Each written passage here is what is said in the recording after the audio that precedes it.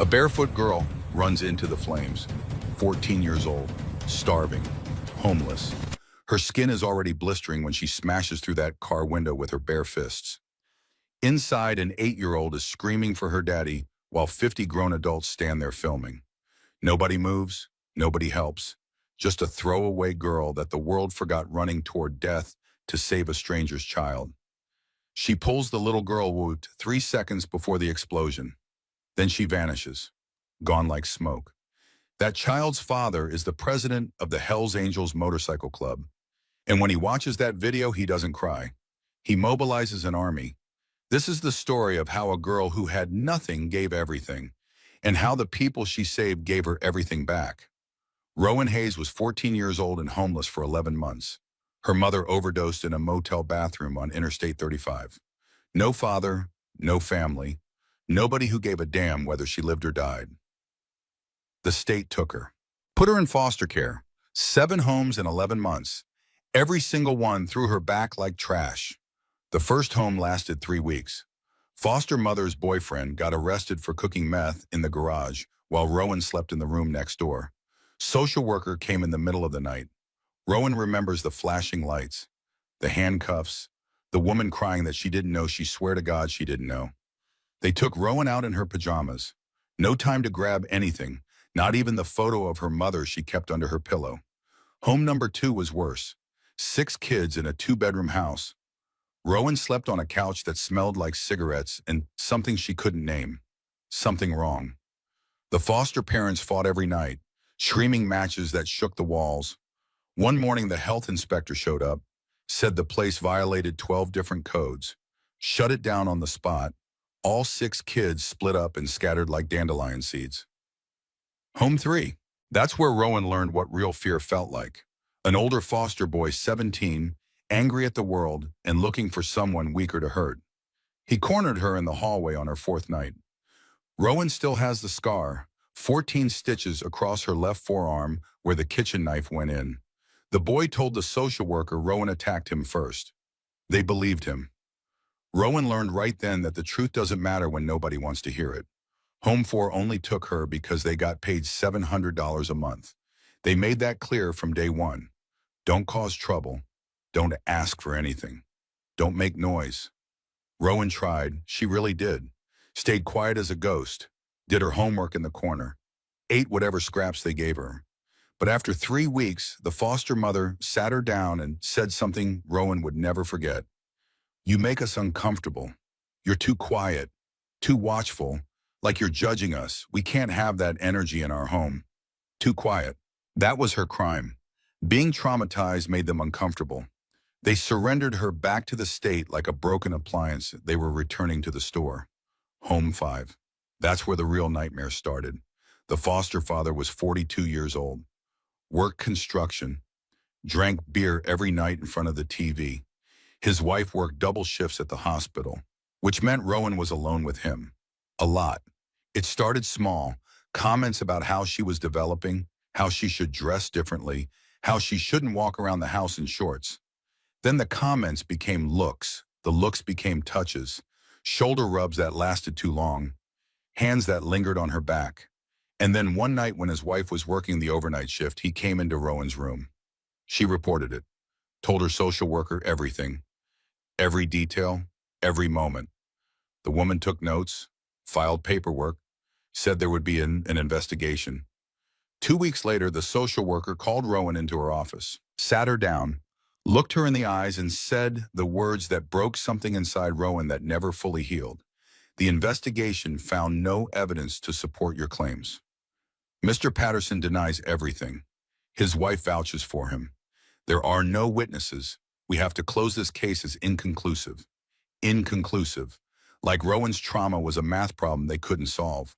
Like her word meant nothing against his. Like girls who come from broken homes and dead mothers aren't worth believing. Rowan stayed in that house another month. The foster father never touched her again. Didn't have to. He'd already won. He knew the system protected him. Knew nobody would believe a throwaway foster kid over a respectable working man. When Rowan finally aged into home 6, she thought maybe things would get better. She was wrong. This foster father was different. meaner, more direct. He had rules, insane rules. Don't touch the TV remote. Don't open the refrigerator without permission. Don't eat unless you're told you can't eat. Rowan broke that last rule. She was so hungry. 3 days without a real meal, just scraps at dinner.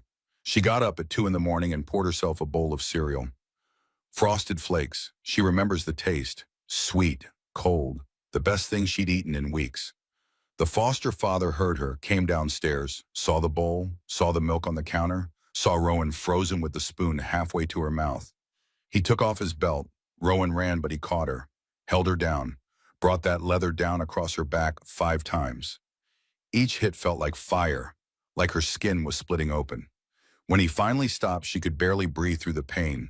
She reported it again, told her social worker. Again, showed the welts across her back, the bruises blooming purple and black across her skin. The social worker looked at the marks, looked at Rowan, and said something that made Rowan realize the truth. Why do you always cause problems? Maybe if you followed the rules, these things wouldn't happen to you.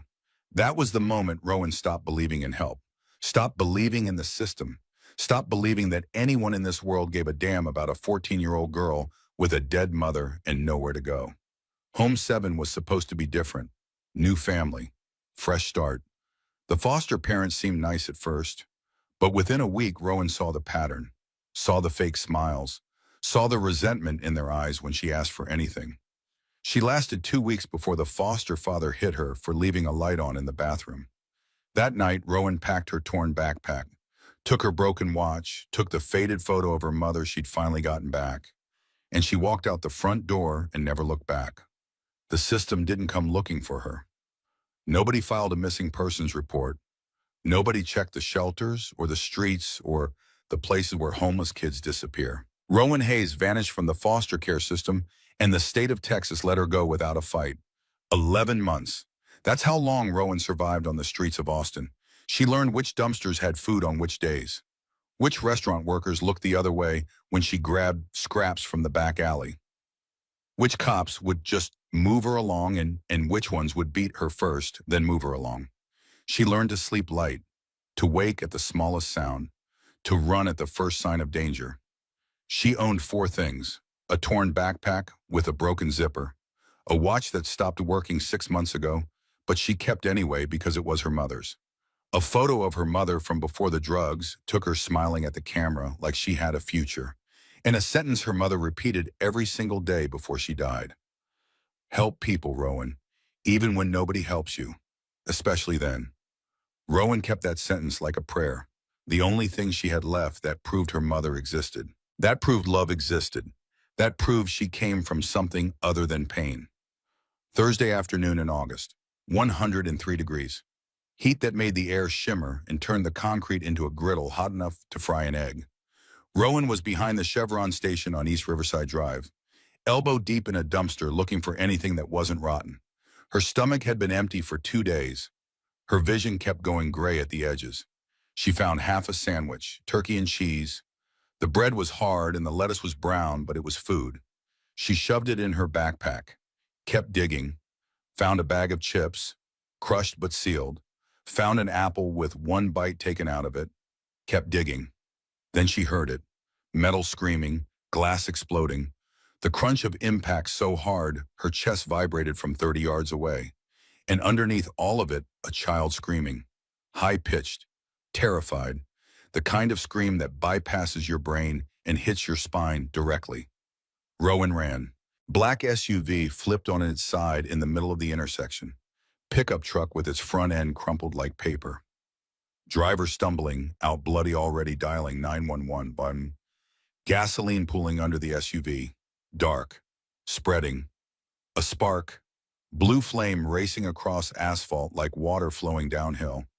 And inside that crumpled metal coffin, a little girl screaming words that would haunt Rowan forever. Daddy, Daddy, help me, please. Rowan stopped, looked around. 50 people, maybe more. Business suits, yoga pants, delivery uniforms.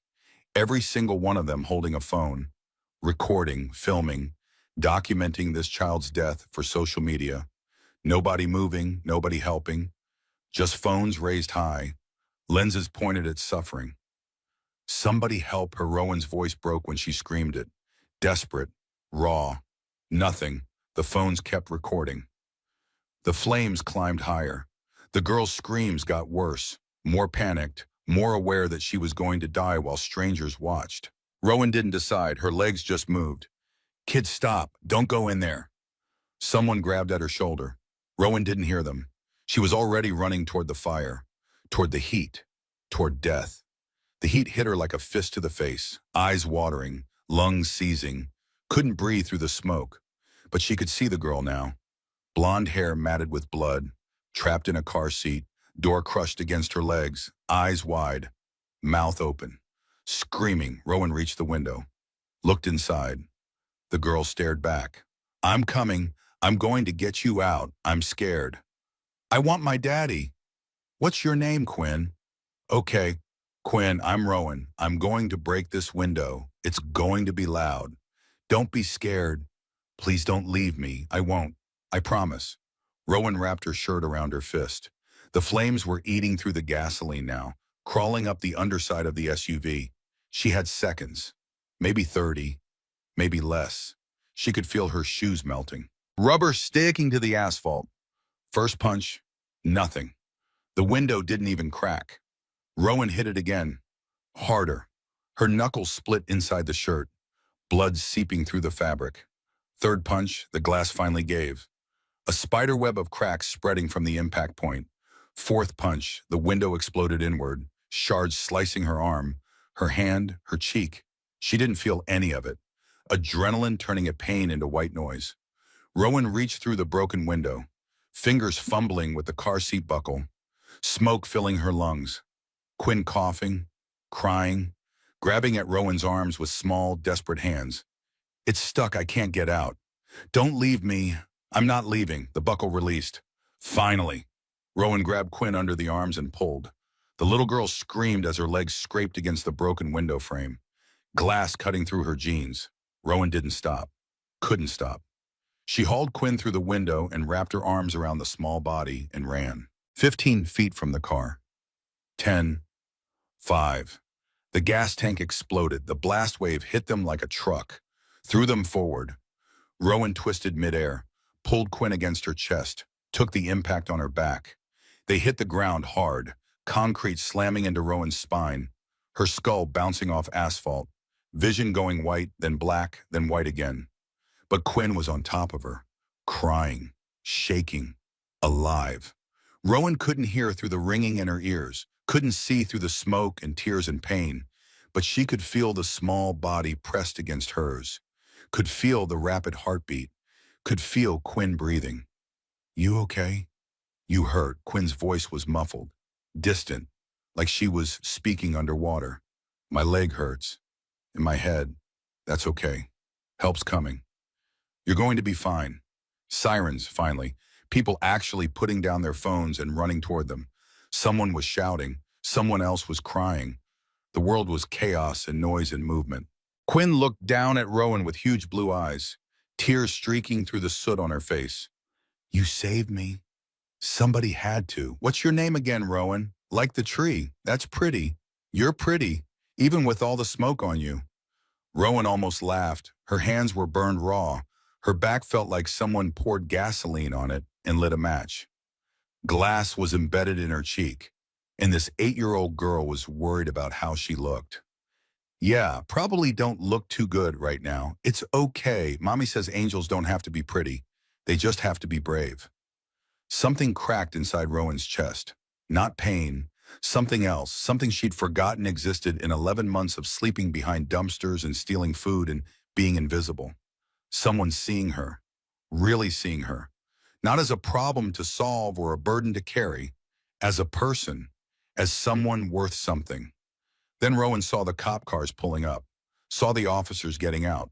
Saw the paramedics running toward them with a stretcher. And she remembered who she was. What she was. A runaway. A ward of the state. A girl with a record of causing problems. Last time the police picked her up, they held her 16 hours. No phone call, no lawyer, no rights. Just a concrete cell and questions she couldn't answer. Then they dumped her at a group home where an older kid broke two of her ribs because she looked at him wrong. Time before that, a cop slammed her face into a patrol car, called her a troublemaker, told her to stop resisting when she hadn't moved, left a bruise that lasted 3 weeks. Rowan looked at Quinn, at this little girl who just called her an angel, at this stranger's child she'd almost died saving. Help is here, Quinn. They're going to take care of you. You'll stay right, I can't. But you're my angel. Angels don't leave. Paramedic running toward them now. Young woman, eyes going wide when she saw Rowan's burns, when she saw the glass, when she saw how much damage one 14-year-old body had taken. Sweetheart, you need medical attention. You need to stay right here. Rowan transferred Quinn into the paramedic's arms. The woman was strong, careful, professional. She'd take care of Quinn. She'd make sure the little girl was okay. Son, you can't just... The paramedic stopped, looked closer, realized Rowan wasn't a boy, realized she was just a kid, a burned, bleeding, broken kid who'd just run into a fire. Rowan ran. Behind her, Quinn was screaming her name over and over, the sound cutting through the case, through the sirens, through everything. Rowan, Rowan, come back, please. Rowan didn't look back. Looking back meant stopping. Stopping meant getting caught. Getting caught meant disappearing into the system. And the system had taught her one lesson real clear. Nobody saves girls like Rowan Hayes. She ran 4 blocks before her legs gave out, collapsed behind a laundromat, lungs burning, vision swimming, hands screaming with pain. She looked down at her palms. The skin was blistered, weeping. Parts of it were just gone, red raw flesh underneath. Her right forearm had a patch of skin missing the size of a dollar bill. Her back felt like it was on fire. Rowan pulled her mother's photo from her backpack, looked at the smiling woman in the picture. The woman from before the drugs, before the overdose, before everything went wrong. I did what you said, Mama. I helped someone. Her voice was barely a whisper, throat raw from smoke, from screaming, from everything, even when nobody helps me. I helped. She waited for a sign, some feeling that her mother heard, that her mother was proud. Nothing came, just silence, just heat, just pain radiating through every nerve. Rowan folded herself into the shadows behind the laundromat, made herself small, made herself invisible. That's what she was good at, disappearing, being nothing. 30 minutes later, someone posted a video on Facebook. The person who posted it was standing in the crowd, had their phone raised high, captured everything. The girl in the torn clothes and no shoes running into the flames. The 50 adults doing nothing. The window breaking. The rescue. The explosion. The girl shielding the child with her own body. The caption was simple. Homeless girl saves child while 50 people watch and do nothing. Who is she? We need to find her and thank her. 60 minutes later, 10,000 views. 90 minutes later, 100,000 views. The video reached a phone in a clubhouse on the south side of Austin. Cole Brennan didn't believe in miracles. Couldn't. Not after everything he'd seen. 22 years in the Hells Angels. 15 as president of the Austin chapter. He'd buried friends, buried enemies. Held his brother Danny while he bled out in a gas station parking lot after a rival club made a statement. Cole was 54 years old, 6'3", 240 pounds. Hands that had broken jaws and rebuilt engines. Face that stopped scaring people years ago because truly dangerous men don't need to look scary. They just are. He loved 3 things in this world. His Harley, his wife Iris, his daughter Quinn. Everything else was negotiable. Reaper Cross's VP walked into the garage with a look Cole had only seen twice before. Both times someone was dead. Cole. It's Quinn. The wrench hit the floor before Reaper finished talking. Cole snatched the phone from his hand. The video played, his daughter's SUV flipping through an intersection, flames erupting from underneath, Quinn screaming for help, 50 adults standing there filming like it was entertainment, like his baby girl's death was content for their feeds. And then a girl, skinny, ragged, barefoot, running into the fire while everyone else watched. Cole watched her smash the window with her bare hands, watched her pull Quinn out, watched her shield his daughter's body as the car exploded, Watched her save Quinn's life while strangers did nothing.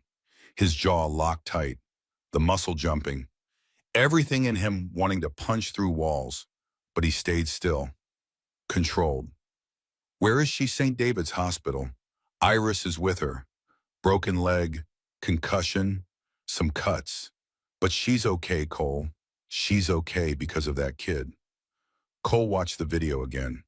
The girl was so small, so thin, ribs showing through her shirt, no shoes on her feet, but absolutely fearless. Zero hesitation, just ran straight into death to save a stranger's child. Then the girl ran away from the paramedics, away from help, disappeared into the city like smoke. Who is she? Nobody knows. She told Quinn her name was Rowan. That's all we got. She disappeared. Disappeared where? That's the thing, Cole. Cops looked, nothing. No last name, no address, like she doesn't exist. Cole paused the video, zoomed in on the girl's face. Those eyes, old eyes, haunted eyes, the eyes of people Cole had known in prison, people who'd given up because the world gave up on them first. She's a street kid. What? Look at her, no shoes. Clothes haven't been washed in weeks, ribs showing through her shirt, skin covered in dirt. That's a homeless kid, Reaper. Reaper looked closer at the frozen image. Damn, you're right. A homeless kid ran into fire to save my daughter, then ran from help because she thought help would hurt her worse than burning alive. Cole's jaw locked, the muscle jumping, the rage building. Not at the girl, at the system, at the world, at whatever broke this kid so badly she'd rather bleed in an alley than let a paramedic touch her. What do you want to do? Cole was already walking toward his bike, keys in hand, leather jacket over his shoulders, the patches on his back declaring who he was, what he was. President, Austin chapter, Hell's Angels. Find her, Cole. Get everyone, every member in Austin. Call Houston. Call San Antonio. Call Dallas. I want every Hell's Angel in Texas looking for this girl. We talk in shelters, soup kitchens everywhere. Under every bridge, behind every dumpster. I don't care if it takes a month, Cole stopped. Turned back. Reaper had never seen that look in his president's eyes. Never, not in 20 years of riding together. When we find her, we do what nobody else did. We take care of her. We give her something to belong to. Cole's voice cracked.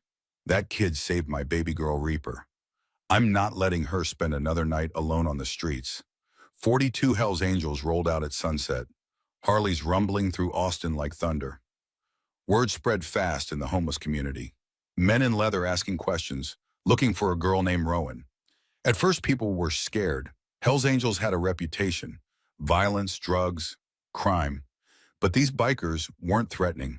They were asking politely, showing the video, explaining they just wanted to thank the girl, wanted to help her. The woman at the Salvation Army watched the video 3 times, tears streaming down her face. Rowan was here 3 days ago. Sweet girl, scared girl, doesn't trust shelters. Too many bad experiences with the system. She comes in sometimes for showers, for clean clothes, but she never stays. Always leaves before dark. Says she feels safer on the streets. You know where she sleeps? The woman shook her head. Girls like Rowan don't have one place. They move around. Staying invisible is how they survive. An old man under the Interstate 35 overpass squinted at the phone screen. Recognized the girl immediately. That's Rowan. Good kid. Real good kid. Shares her food even when she doesn't have enough for herself. Looks out for the younger ones. She was here yesterday. Slept under the bridge. But she moves around a lot. Never stays in one place too long. Safer that way. The man's voice dropped. She's running from something. Or someone. Girl that's scared doesn't trust easy. You find her, you be gentle. She's been hurt bad enough. A convenience store clerk on South Congress watched the video and started crying. Actually sobbing behind the counter.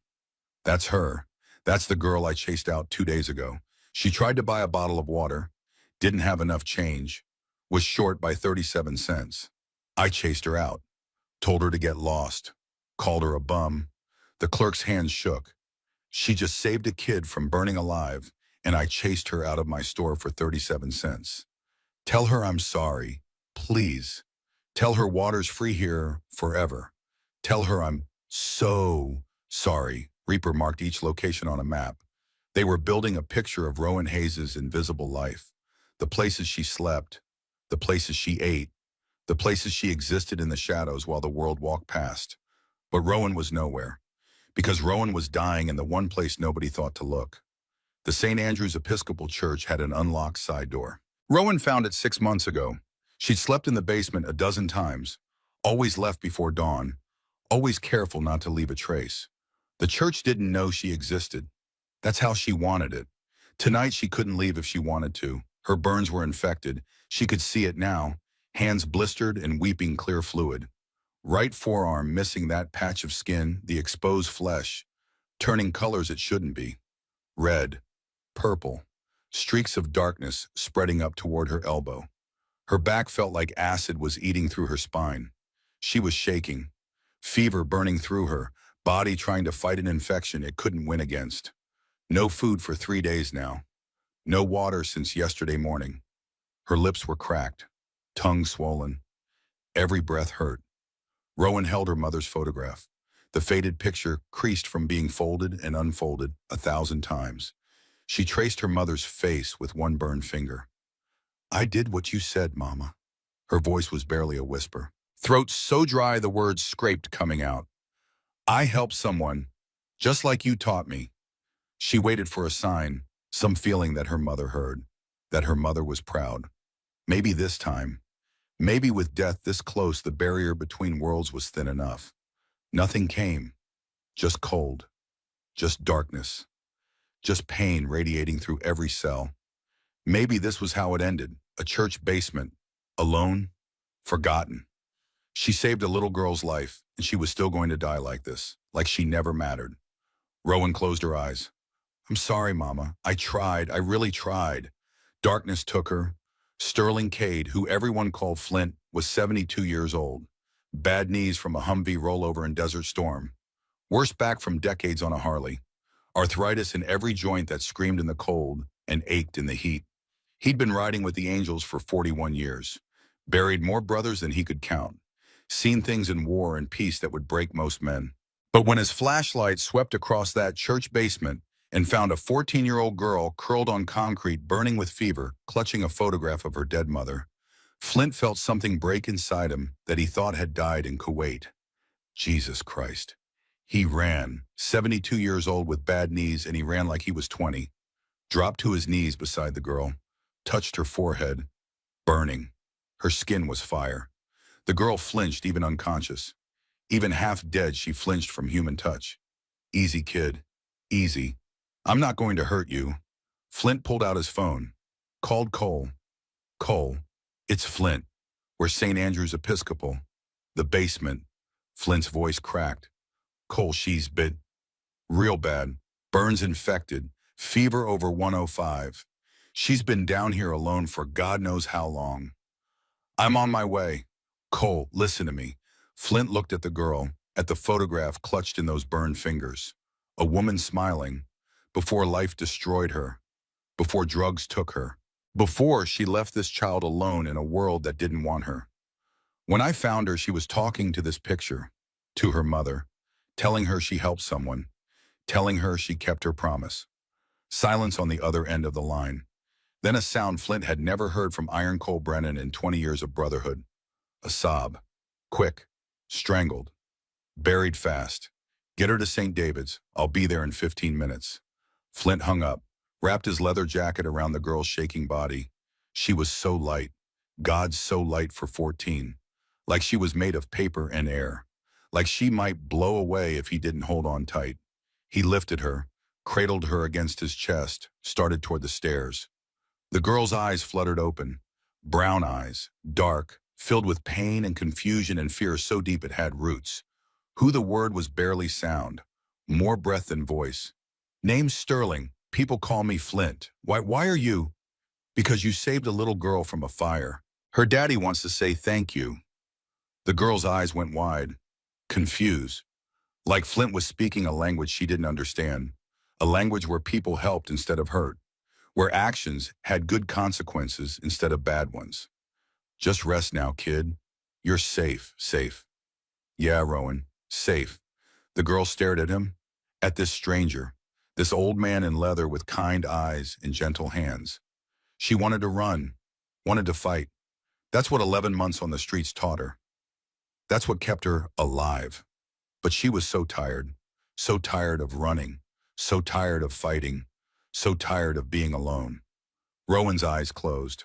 For the first time in 11 months, she let someone carry her, let someone help, let herself believe just for a moment that maybe safe was real. Flint climbed the stairs slowly, carefully, like he was carrying something precious, something that might shatter if he moved too fast. Outside, the night was hot, humid, the kind of Texas heat that doesn't break even after the sun goes down. Ambulance was already pulling up. Cole must have called ahead. Paramedics jumped out with a stretcher, started hooking up IVs before Rowan was even loaded inside. Fluids for the dehydration, antibiotics for the infection, morphine for the pain. Flint climbed in beside her, held her burned hand carefully. She didn't wake up, didn't respond, just lay there like she was already gone. He looked at her face. So young, so damaged, so alone. Hold on, kid. Just hold on. Your story doesn't end in a church basement. Not if I have anything to say about it. The ambulance screamed through Austin streets, lights flashing, sirens wailing, racing against time, against infection, against a world that had already given up on this girl a long time ago. At St. David's Hospital, Cole and Iris Brennan were standing in the emergency room entrance, waiting. Cole's jaw was locked. Iris's face was pale. Both of them staring at the ambulance doors like they could will them open through force of need alone. The ambulance pulled up, doors flew open, paramedics pulled the stretcher out, started rattling off vitals as they ran toward the entrance. Female, approximately 14 years old. Severe dehydration, second and third degree burns on hands, arms, and back. Fever 106, BP 70/40, unresponsive but breathing. Cole and Iris saw her. This girl, this stranger, this hero who'd saved their daughter's life. She looked like she weighed 90 pounds soaking wet, ribs visible through her torn shirt, face covered in soot and ash and dried blood, hair matted and tangled, burns covering both hands like red gloves. She looked like she'd been forgotten by the world, thrown away, left to die. Iris made a sound, somewhere between a gasp and a sob. Cole's hand found hers, squeezed tight. That's her. That's the girl who saved Quinn. They followed the stretcher inside, through the automatic doors, into the fluorescent brightness of the emergency room, into the beginning of everything that came next. Behind them, Flint stood in the parking lot, watching. His leather jacket was still on the stretcher, wrapped around a girl he'd found dying in a church basement, a girl who thought she was nobody, who thought the world had forgotten her. He pulled out his phone, sent a message to every Hell's Angel in Texas. We found her. She's alive. Barely. Pray if you believe in that, and get ready, because we're not letting this kid go back to the streets. Not ever. Rowan woke to machines beeping, white walls, two bright lights that hurt her eyes, the smell of disinfectant and something else underneath. Sickness, fear, hospital smell. She tried to sit up. Pain exploded through her back like lightning. Her hands screamed when she moved them. Something was in her arm, a tube, needle buried in her vein, pumping something into her that made her feel floaty. Disconnected, panic hit like a fist to the chest. Where am I? Get this out of me. Her voice came out wrong, scratchy, raw, like she'd been screaming for hours. Maybe she had. She didn't remember. Rowan grabbed at the IV with her burned hand. The movement sent fresh agony radiating up her arm, but she didn't care. She had to get out, had to run. Being caught meant being sent back. Back to the system, back to the homes, back to the people who hurt her. Easy, sweetheart. Easy. You're safe, a woman's voice. Soft, gentle. Rowan turned her head too fast. The room spun. A woman sat beside the bed, late 40s, dark hair pulled back, kind eyes, worried eyes. Next to her stood a man, tall, built like a fighter, leather vest over his shirt, patches on the back. Hell's Angels. President. Rowan froze. Where am I? What do you want? You're at St. David's Hospital. You're safe. Nobody's going to hurt you. The woman leaned forward, moved slowly, like Rowan was a wild animal that might bolt. My name is Iris. This is my husband, Cole. You saved our daughter yesterday. Do you remember? Rowan stared at her. At them. Memory came back in pieces. The fire, the explosion, the little girl screaming. Quinn. Her name was Quinn. Is she okay? She's perfect. Because of you. Rowan looked down at her hands. They were wrapped in bandages. White gauze covering the burns, the blisters, the places where her skin had melted away. Her right arm was bandaged from wrist to elbow. She could feel the wrap around her back, could feel the ache of damaged tissue trying to heal. I need to go. Rowan tried to swing her legs out of the bed. The room tilted. Nausea rolled through her stomach. Cole moved fast, caught her before she fell. His hands were careful, gentle. But Rowan flinched anyway, pulled back hard. Don't touch me. Cole held up his hands, stepped back. Something flickered in his eyes. Understanding, maybe. Recognition. Like he'd seen this fear before. Nobody's going to hurt you, kid. But you can't leave yet. You're sick. Burns are infected. You had a fever of 106 when they brought you in. Another few hours and you'd be dead. I don't care. The words came out before Rowan could stop them. True words. Real words. She'd stopped caring about dying somewhere around month 7 on the streets. When you wake up hungry enough, times when you go to sleep cold enough, the night's death stops being scary. It starts looking like rest. Well, we care. Iris's voice was firm, not mean, not angry, just certain. Like she'd decided something, and that was the end of it. You saved our baby girl. You ran into fire when 50 adults did nothing. You almost died protecting her. Her voice cracked. So no, you don't get to leave. You don't get to disappear back to the streets and die in some alley. We're not letting that happen. You don't even know me. I know enough. The door opened. A small tornado in a pink hospital gown burst through. 8 years old, blonde hair in a messy ponytail, left leg in a walking cast, moving way too fast for someone who'd just been in a car accident. Rowan. Quinn threw herself at the bed. Iris caught her just in time. Careful. Held her back from jumping on Rowan's injured body. Careful, baby. She's hurt. But that's my angel. That's Rowan. Quinn's eyes were huge. Blue, filled with something Rowan didn't recognize at first. Then she did. Wonder. This 8-year-old girl was looking at Rowan like she'd hung the moon. Like she was something special. Something worth looking at. Rowan's throat closed up. Hey, Quinn, you came back. Mommy said you ran away, but I knew you'd come back. Angels don't really leave. They just go invisible sometimes. Quinn reached for Rowan's bandaged hand, held it carefully, like it was made of glass. Does it hurt? Rowan looked at this child, this stranger who she'd pulled from fire, who she'd almost died saving, who was now holding her hand like they'd known each other forever. A little, but I'm okay. You're my hero. Daddy told me. You ran into the fire when nobody else would. You saved my life. Somebody had to, but nobody else did. Just you. Quinn's face was serious now, no longer bouncing, just intense, the way kids get when they're saying something important. That makes you family.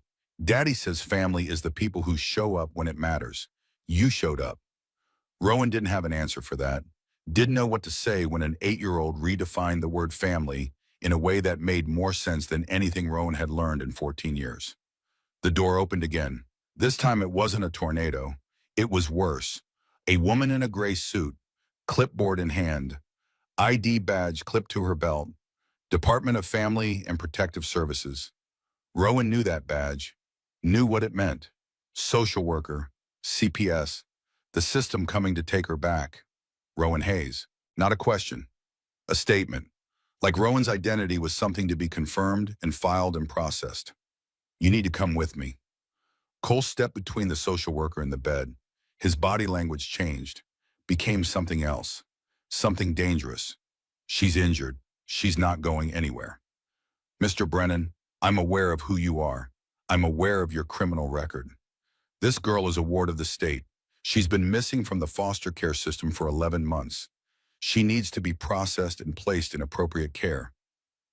Appropriate care, Iris's voice was sharp, angry. She stood up, positioned herself next to Cole, a wall of protection between Rowan and the woman with the clipboard. Look at her. Look at what your appropriate care did to this child. The social worker, her badge said Adelaide Stone, didn't flinch. I don't know what she's told you, but she didn't have to tell us anything. Iris's voice was shaking now, not with fear, with rage barely contained. We can see it, the scars, the fear, the way she flinches when someone moves too fast, the way she tried to run when she woke up, even though she can barely stand. Adelaide's jaw tightened. Mrs. Brennan, I understand you're grateful, but gratitude doesn't supersede the law. This girl needs professional evaluation and proper placement. Then evaluate her here. Place her with us. A known Hells Angels associate cannot. I'm not an associate. I'm a housewife with a clean record. Run my background. Run anything you want.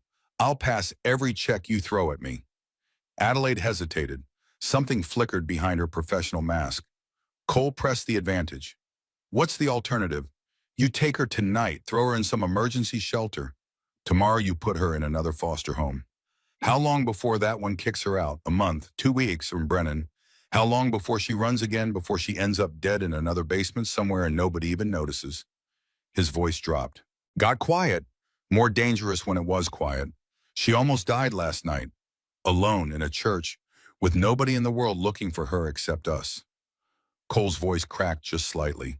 So don't stand there and tell me your system works when I've got the proof right here that it doesn't. Adelaide looked at Rowan, really looked at her, at the bandages, at the fear, at the way this 14-year-old girl was curled into herself like she expected the next blow to come any second. Rowan, what do you want? Everyone turned to look at her. The girl who never had choices. The girl the system had chewed up and spit out. The girl who'd learned that her opinion didn't matter because nobody ever asked for it. Now they were asking. I want. Rowan's voice cracked. She swallowed. Tried again. I don't know what I want. Nobody ever asked before. I'm asking now. Rowan looked at Quinn, at this little girl still holding her hand, looked at Iris with tears in her eyes, looked at Cole standing like a wall between her and everyone who'd ever heard her. I want to stop running. I want to wake up in the same place 2 days in a row. I want to eat breakfast at a table instead of out of a dumpster. Her voice broke. I want someone to notice if I don't come home. Adelaide was quiet for a long moment. When she spoke, her voice was softer. Tired. I can't authorize placement with the Brennans. Not tonight. Not without full background checks. Home evaluation. Court approval. Cole started to speak. Adelaide held up her hand. But I can delay taking her into custody for 48 hours, due to her medical condition. That gives you time to file emergency foster paperwork and request a hearing. Iris grabbed Cole's arm. We'll take it. We'll take whatever you give us. Adelaide turned to Rowan. I'm going to be honest with you. The chances of this working are slim. Mr. Brennan's record is going to be a major obstacle. The court doesn't like placing children with families connected to motorcycle clubs. Rowan met her eyes. I don't care about the court. I care about whether they actually give a damn about me. Adelaide nodded slowly. Fair enough. She handed her card to Iris. File the paperwork first thing tomorrow morning. The hearing will be within the week. Adelaide paused at the door. And Rowan, don't run again. If you run, this is over. Understand? I understand. Adelaide left. The door closed. The room fell into silence. Rowan looked at these strangers, this family, these people who were fighting for her when they had no reason to, when she was nothing to them except the girl who saved their daughter. Why are you doing this? Quinn answered before anyone else could. Because you're my angel, and angels are supposed to have families too. The next morning, Cole called the club's lawyer at 6 a.m. Her name was Callista Thorne. She'd gotten more Hells Angels out of trouble than anyone in Texas. She arrived at the hospital by 7, dark suit, sharp eyes, leather briefcase that probably cost more than Rowan had seen in her entire life. This is going to be ugly. Callista didn't believe in sugarcoating. Rowan appreciated that. She'd had enough lies in her life. Cole, your record is the biggest problem. 15 years served, manslaughter. The fact that it was 20 years ago doesn't matter to family court. They see Hells Angels president and they see danger. Iris leaned forward. But I'm clean, completely clean. Can't we file under my name? We will. But they'll still investigate Cole. They'll investigate the home. They'll interview neighbors. Callista paused, looked at Cole. And honestly, some of your neighbors aren't going to say nice things. Our neighbors are terrified of us. Cole's voice was flat, stating fact. They think we're running drugs, think we're violent criminals, think their property values are going down because of who we are. Then we need something stronger than neighbor testimony. We need proof that Rowan thrives with you. Callista turned to Rowan. How long have you been in this system? 4 years. Since I was 10. How many placements? 7. Callista's expression didn't change, but something flickered in her eyes. Why did each placement end? Rowan took a breath. This was the part she hated, explaining her history like it was evidence, like her trauma was data points on a form. Home 1. Foster mother's boyfriend got arrested. Meth lab in the garage. Callista wrote that down. Home 2. Overcrowding. Health code violations. Got shut down. Home 3. Another foster kid attacked me. 14 stitches in my arm. Callista's pen stopped moving. Did they charge him? No. He said I attacked him first. They believed him. Home 4 lasted 3 weeks. Foster parents said I made them uncomfortable. Too quiet. Home 5. Rowan's voice caught. This was the hard one. The one that still woke her up at night. The foster father. He touched me. Did things he wasn't supposed to do. The room went completely silent. Cole's hands clenched into fists. Iris's face went pale. I reported it. Told my social worker everything. They investigated. Callista's voice was gentle. What did they find? Nothing, no evidence. Foster father denied everything. His wife vouched for him, case closed as inconclusive. Inconclusive. That word again, the word that meant nobody believed her. Home 6. Foster father beat me with a belt for eating cereal without permission. I showed the social worker the marks. She asked why I always cause problems. Jesus Christ. Cole's voice was rough. Broken. He turned away, walked to the window. Iris reached for Rowan's hand, held it carefully around the bandages. Home 7. Same thing, different father. I reported it. Social worker blamed me again. So I left. Never went back. Callista closed her notebook, looked at Rowan with something that might have been respect. You've been reporting abuse for 4 years and nobody listened. Rowan shrugged. I'm a foster kid. We don't count. You count to me. Callista's voice was firm. Final. And you're going to count to Judge Harrison, because I'm going to make damn sure he hears every word of this. 3 days later, they went to court.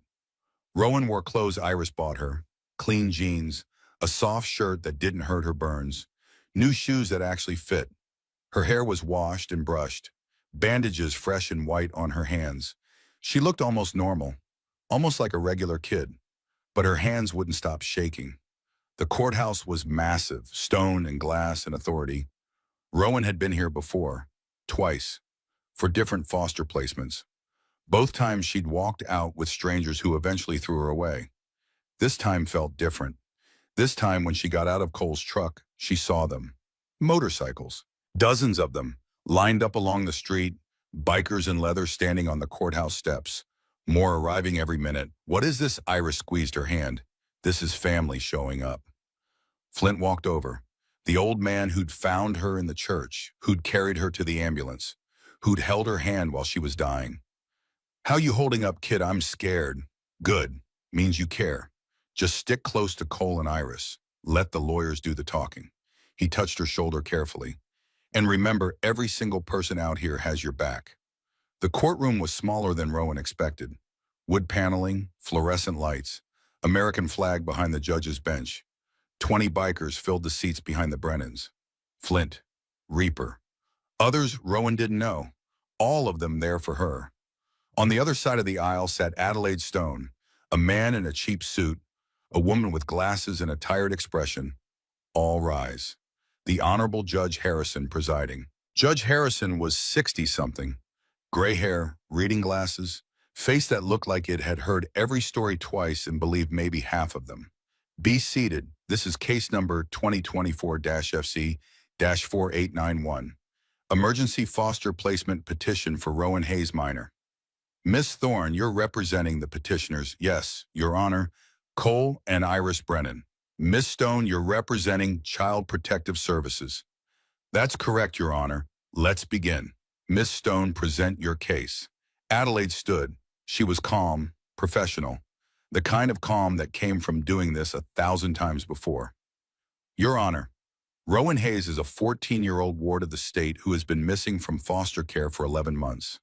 During this time, she lived on the streets, engaged in survival behaviors, including theft and trespassing, had no adult supervision or support. Rowan flinched at the word theft. It was true, she'd stolen food to survive. But hearing it said out loud in a courtroom made it sound like she was a criminal.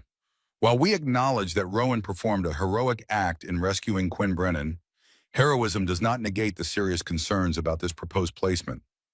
What concerns? Judge Harrison looked over his glasses. Cole Brennan has an extensive criminal record. 15 years served for manslaughter.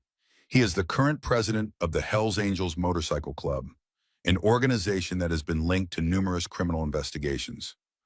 Adelaide continued. Additionally, the Brennan household has no experience with foster care, no training, no preparation for the unique challenges of a traumatized adolescent. We believe Rowan would be better served in a licensed therapeutic foster home. Callista stood. She didn't rush, didn't show any anxiety.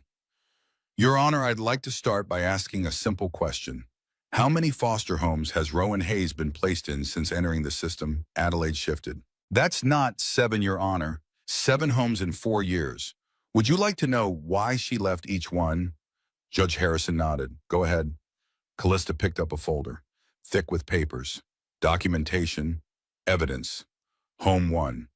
Rowan was removed after the foster mother's boyfriend was arrested for operating a methamphetamine lab, while Rowan slept in the room next door. Home 2. Closed due to overcrowding and health code violations. 6 children in a 2-bedroom house. Home 3. Rowan was hospitalized after another foster child attacked her with a knife. 14 stitches. The other child claimed Rowan attacked first. Investigation was inconclusive. Rowan was blamed. The courtroom was dead silent. Home 4. Foster parents surrendered her after 3 weeks, stated she was too quiet and made them uncomfortable. Home 5. Callista paused, looked at Rowan. Rowan nodded, permission to continue.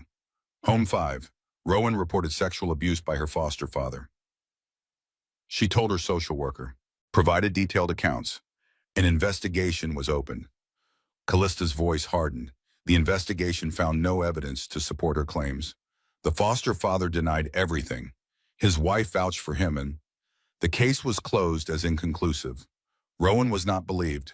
Adelaide's face had gone pale. Home 6. The foster father beat Rowan with a belt for eating cereal without permission. She showed her social worker the welts across her back. The social worker asked her why she always caused problems. No investigation was opened. Rowan ran away. Home 7. More abuse, more reports, more blame placed on the child. Rowan left the system entirely rather than endure another placement. Callista turned to face Judge Harrison directly. 7 homes, Your Honor. 7 failures. 7 times the system that was supposed to protect this child either couldn't or wouldn't. And now that same system wants to take her from the first people who have ever actually fought for her. Objection. Adelaide's voice was strained. Counsel is being inflammatory. I'm being accurate. Every word I've said is documented in CPS's own files. Judge Harrison held up his hand. I'll allow it. Continue, Miss Thorne. Your Honor, yes, Cole Brennan has a criminal record. He served his time. 20 years ago, he's been out with no violations, no arrests, not even a traffic ticket. He runs a legitimate motorcycle repair business, pays his taxes, has been married to Iris Brennan for 23 years. Callista's voice got stronger. And 5 days ago, when a homeless girl saved his daughter's life and disappeared into the streets, Cole Brennan didn't call the police and forget about it. He mobilized 200 people to search for that child. He found her dying in a church basement, brought her to a hospital, hired a lawyer, opened his home. She paused for effect. He told that girl for the first time in her life that someone was going to fight for her. Callista turned to look at the bikers filling the courtroom. Miss Stone talks about suitable placements and professional support, but professionals have been failing Rowan Hayes for 4 years. The system has been failing her. The only people who haven't failed her are sitting at this table. Her voice dropped, got quiet, more powerful when quiet. I'd rather trust a reformed man who shows up than a broken system that keeps letting children fall through the cracks. Someone in the back whispered amen. Judge Harrison's gaze swept over the leather vests, the patches, the faces of men and women who'd driven hundreds of miles to sit in a Texas courtroom for a girl most of them had never met. Miss Stone, call your first witness. The witness was a thin man in a suit, child psychologist. He talked about trauma, about needs, about professional environments. He'd never met Rowan, never visited the Brennan home, never spoken to anyone involved. Callista tore him apart in cross-examination. Your professional opinion is based entirely on paperwork, on files, on the same system that failed Rowan 7 times. You haven't met her, haven't seen her with the Brennans, haven't witnessed any actual interaction. So your opinion is worth exactly nothing. The psychologist left the stand looking smaller than when he sat down. Judge Harrison looked at Callista. Do you have witnesses, Miss Thorne? Yes, Your Honor. I'd like to call Rowan Hayes to the stand. Iris grabbed Rowan's hand. You can do this. Just tell the truth. Rowan stood, legs shaking, walked to the witness stand, sat down. The bailiff approached. Raise your right hand. Do you swear to tell the truth, the whole truth, and nothing but the truth that I do? Her voice came out stronger than she felt.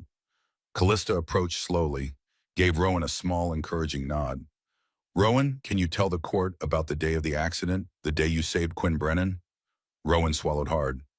I was behind a gas station, looking for food in a dumpster. I heard the crash, saw the fire, saw a little girl trapped inside the car. What did you do? I ran in, broke the window, pulled her out. Why? The question caught Rowan off guard. What do you mean there were 50 adults standing there? None of them moved. Why did you? Rowan was quiet for a long moment, because she was screaming for her daddy. And I know what it's like to scream for someone who can't come. Her voice cracked. My mom used to tell me to help people, even when nobody helps you. So I did. Callista let the words hang there. After you saved Quinn, you ran away. Why? Because I was scared. Of what? Of everything. Social workers, police, the system. Rowan looked down at her bandaged hands. Every time someone said they were going to help me, it got worse. I got hurt in foster homes. I got ignored by social workers. I got treated like a problem to solve instead of a person. She looked up, met Judge Harrison's eyes directly. I wasn't running from the Brennans. I didn't even know who they were. I was running from everyone, because everyone had already let me down. Rowan, what happened when the Brennans found you?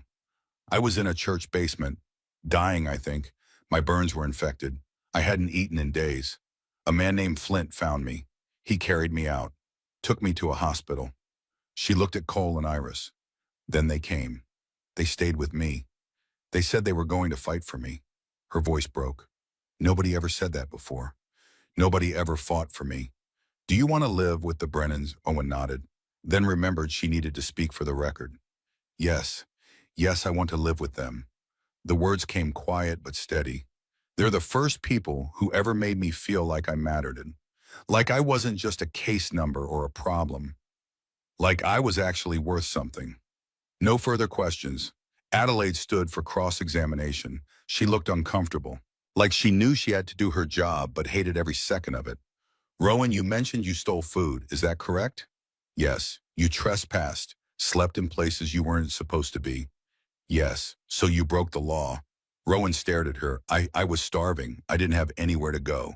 What was I supposed to do? Adelaide hesitated. I'm just establishing. I stole bread because I was hungry. I slept in a church because I was cold. If that makes me a criminal, then I guess I'm a criminal. Rowan's voice rose. But I never hurt anyone. I never took more than I needed. And when I saw a little girl burning alive, I didn't stand there with a phone. I ran in and saved her. Her voice cracked.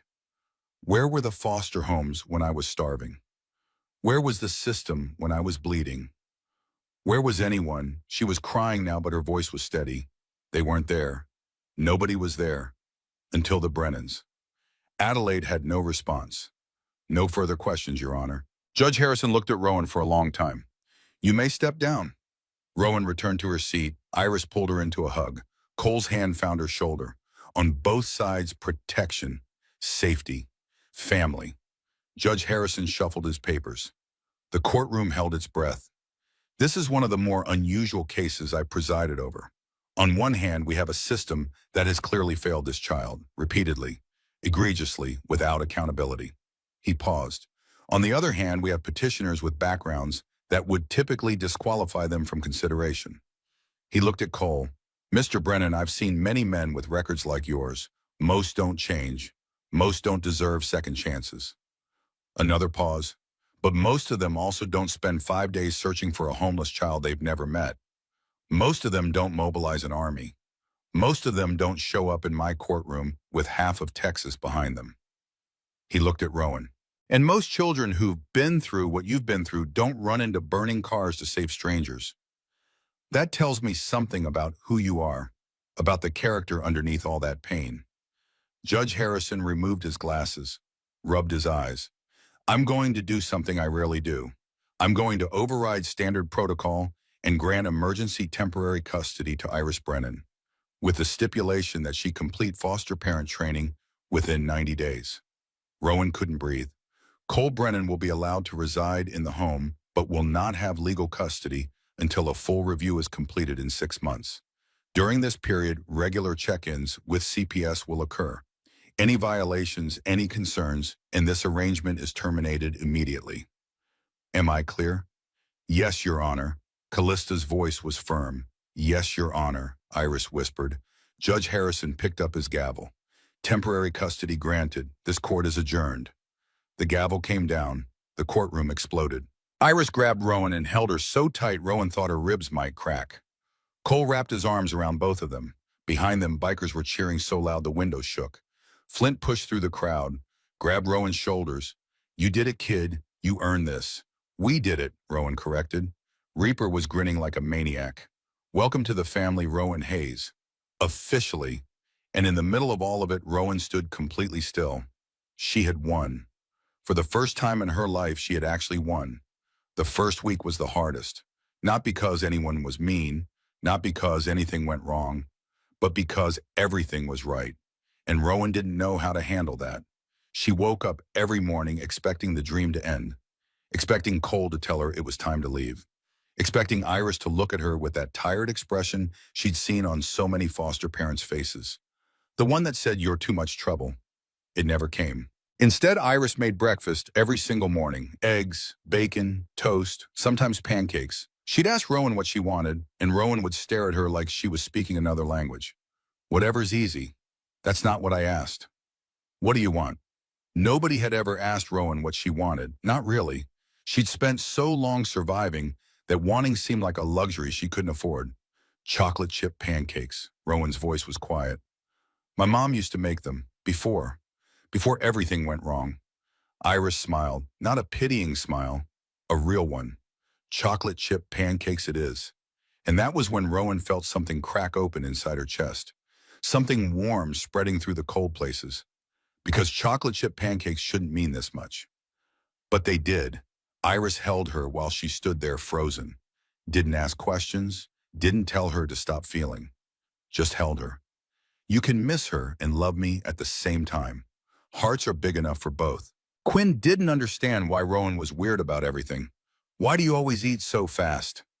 They were at dinner. Rowan had inhaled half her food in under 2 minutes. She stopped, looked at her plate, realized what she'd done. Habit, I guess. Were you scared someone would take it? The table went quiet. Cole and Iris exchanged glances. Yeah, Rowan admitted. When you're on the streets, you eat fast because you don't know when you'll eat again. And sometimes people try to take your food. Quinn's eyes went wide. That's so mean. It's just how it is. Well, nobody's going to take your food here. Right, Daddy? Cole nodded. That's right, sweetheart. Rowan can eat as slow as she wants. We're not going anywhere. Rowan looked at her plate, at the food still there, at the family watching her with nothing but patience. She put down her fork, took a breath, picked it back up, and for the first time in over a year, she ate slowly. School started 2 weeks after the court hearing. Iris enrolled her at Austin Middle School, 8th grade. Turns out Rowan was behind in some subjects, but ahead in others. Reading and writing way above grade level. Math needed work. Science surprisingly strong. She's intelligent, remarkably so given what she's been through, the counselor told Iris. But she's got gaps, missing foundations from all the disruptions. Can she catch up with support? Absolutely. This kid is resilient. At first day Cole drove her. Rowan sat in the passenger seat of his truck, stomach churning. You nervous, nimble liar. Rowan almost smiled. Maybe a little. That's normal. New school, new people. It's a lot. What if they find out about me, about being homeless? Cole was quiet for a moment. What if they do? They'll think I'm trash. They'll treat me different. Some might. Most kids are stupid about things they don't understand. But here's what I've learned, Rowan. The people who judge you for where you've been aren't worth knowing. The ones who see where you're going, those are the ones who matter. He pulled up to the school. Kids everywhere, backpacks and laughter and normal lives. Lives Rowan had never been part of. You've survived things that would break grown men.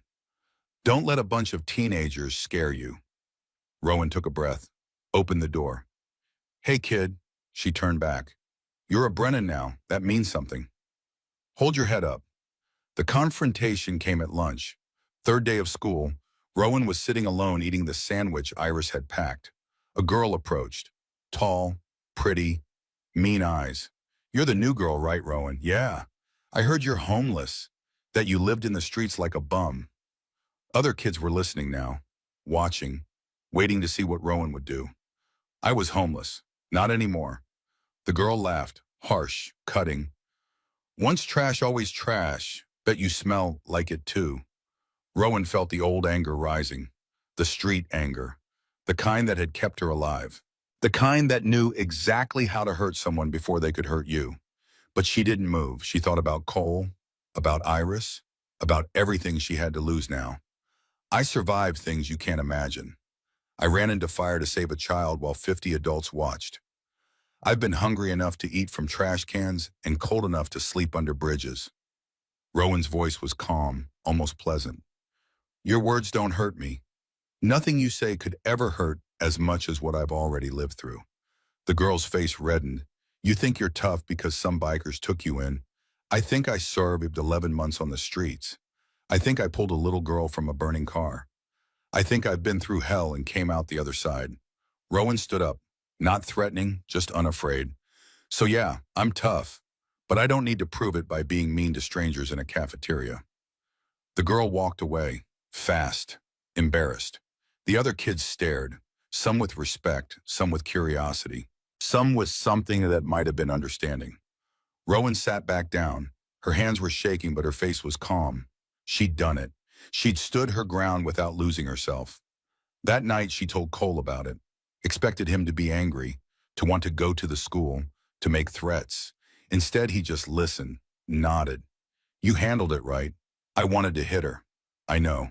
I saw your hands shaking when you came home. How did you know? Because I know you.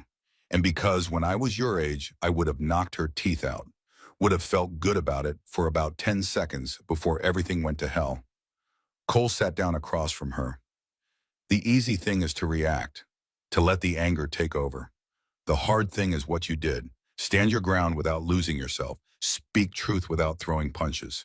That didn't feel like winning. Real winning never does. Not in the moment. It feels like swallowing something bitter. But years from now, when you look back, you'll know you did the right thing.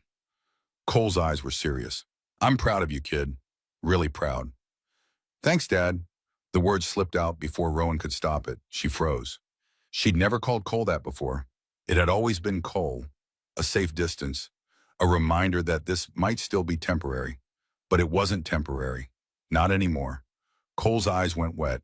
He didn't try to hide it. Say that again. Dad. Stronger this time. More certain. Thanks, Dad. Cole pulled her into a hug, the kind that crushed the air out of you, the kind that said everything words couldn't. My daughter, my girl, month 5. Everything was going well. Rowan's grades were good. Therapy with Dr. Evelyn Merrick was helping. The nightmares were less frequent. She was learning to trust, learning to believe this was real. Then she overheard the phone call. Cole was in his office. Door cracked, voice low. Rowan was walking past, heard her name, stopped. Still no arrest. Kevin Walsh drove drunk, nearly killed Quinn, and he walked free because his daddy's rich. Rowan's blood went cold. I know, but we can't do anything about it. Not legally, not without risking everything with Rowan's custody. Silence. Cole listening. Yeah, I know it's not fair, but fair doesn't matter. What matters is keeping Rowan safe, keeping this family together. Rowan walked away quietly, went to her room, sat on her bed, pulled out her phone, started searching. Kevin Walsh, Austin, Texas, drunk driving, charges dropped. She found him in 10 minutes. 22 years old, son of a real estate developer, arrested for DUI the night of Quinn's accident. Charges dropped 2 weeks later. No trial, no consequences, just money and connections making problems disappear. She found his address in 20 minutes. That night, Rowan waited until everyone was asleep, packed a small bag, left through her bedroom window, took a bus to the west side of Austin, to the neighborhood where houses cost millions and justice was for sale. She stood outside Kevin Walsh's mansion, lights on inside, music playing, a party, people drinking, laughing, having fun while Quinn had nightmares about the crash, while Rowan still had burns scarring her hands. Rowan's fists clenched. She could smell gasoline in her memory, could hear Quinn screaming, could feel the explosion throwing her forward. This man did that. This man almost killed an 8-year-old girl, and he was inside drinking with his friends like nothing happened. She took a step forward, then another. The rage was building, white hot, consuming. She had matches in her pocket. She knew where the gas line was. She could end this, could make him feel what Quinn felt, what she felt. Rowan. She spun around. Iris stood there, car parked at the curb, face pale in the streetlight. Don't do this. He almost killed Quinn. He should be in prison. But he's in there partying because his daddy's rich and the system's a joke. I know. Iris walked closer, slowly, like Rowan was a wounded animal that might attack. And it's not fair. Nothing about this world is fair. Then why shouldn't I burn it down? Why shouldn't I make him pay? Because you'll lose everything. Because you'll go to prison. Because you can't save Quinn by destroying yourself. Rowan was crying now, fists still clenched, body shaking. What do I do with this anger? It's eating me alive. Iris reached out, put her hands on Rowan's shoulders. You give it to me, to Cole, to Quinn. We carry it together. That's what family does. We share the weight so nobody has to carry it alone. My foster brother protected me when I was in the system. When he turned 18, he went back and beat our foster father half to death, put him in the hospital. I thought I'd feel better. Thought justice had been served. Iris's voice broke, but they gave him 12 years. I never saw him again. He saved me, and I lost him. Because revenge always costs more than you think you're paying. Rowan broke, collapsed into Iris's arms, sobbed like a child, like the child she still was under all the trauma and survival and rage. It's not fair. Nothing is fair. I know, baby, I know. They stood there for a long time, on a street where houses cost millions, where a drunk driver got away with almost killing a child, where justice was broken and the world kept spinning. Finally, Iris led Rowan back to the car, drove her home, tucked her into bed like she was Quinn's age, sat with her until she fell asleep. The next morning, Adelaide Stone called. Rowan heard Iris on the phone, heard the tension in her voice. Yes, she's fine. No, nothing happened, just a rough night. Pause. The 6-month review is next week, and Theodore Ashworth is the lead reviewer. Another pause, longer this time. I understand, we'll be ready. Iris hung up, sat down at the kitchen table, looked at Rowan. That was Adelaide. The 6-month review is scheduled for next Wednesday. There's a new caseworker involved, Theodore Ashworth. Adelaide says he's difficult, says he has concerns about Cole's record in the club. What does that mean? It means we have to fight again. Prove again that you belong here, that this family works. Rowan's stomach dropped. What if they take me away? Iris grabbed her hand. Then we appeal. We fight harder. We do whatever it takes. But if I lose, you won't. We won't. Iris's voice was fierce. Because you're my daughter now, and nobody takes my daughter away from me. Nobody. The 6 days before the review hearing felt like holding your breath underwater, waiting for your lungs to burst, waiting for the moment you either break the surface or drown. Callista Thorne worked 18-hour days, filing motions, gathering evidence, building a case that could withstand whatever Theodore Ashworth threw at them. She showed up at the Brennan house 3 nights in a row, briefcase heavy with documents, face tired but determined. Ashworth is dangerous. He's built a career on denying placements to unconventional families. He believes the system, broken as it is still better than homes he considers risky. What does that mean for us? Iris's voice was tight, controlled. But Rowan could hear the fear underneath. It means he'll use everything. Cole's record, the club's reputation. He'll interview neighbors who are afraid of bikers. He'll paint a picture of danger and instability.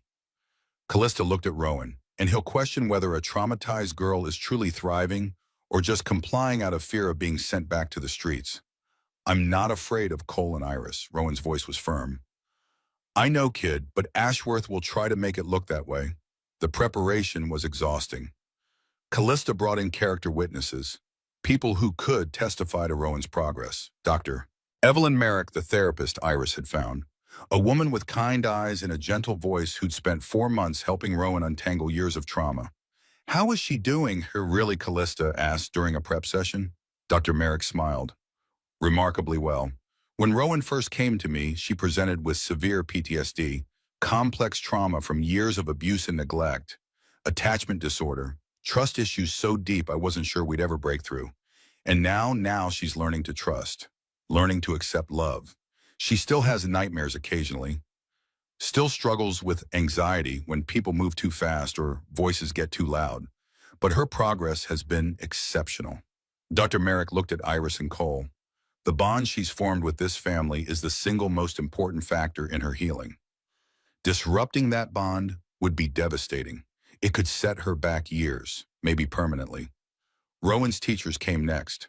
Mrs. Patricia Greenwood, her English teacher, a woman in her 50s who taught middle school for 27 years. Rowan arrived in my class in September, behind in some areas, but hungry to learn, desperate to prove herself. Mrs. Greenwood pulled out a folder.